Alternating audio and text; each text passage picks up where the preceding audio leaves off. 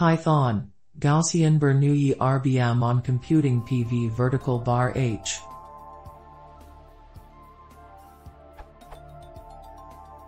Context. I am implementing Gaussian Bernoulli RBM. It is like the popular RBM but with real valued visible units. True that the procedure of sampling hidden values pH equals 1 vertical bar V are the same for both, i.e. Problem. My problem is encoding, using Python, PV vertical bar H, which is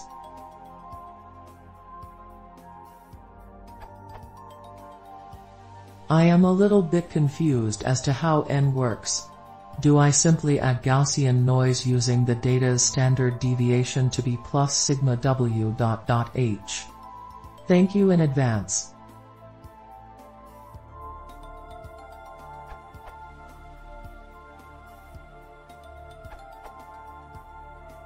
The notation xn mu, sigma squared, means that x is normally distributed with mean mu and variance sigma squared, so in the RBM training routine, V should be sampled from such a distribution.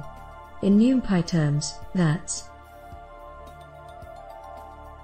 or use scipy.stats.norm for better readable code.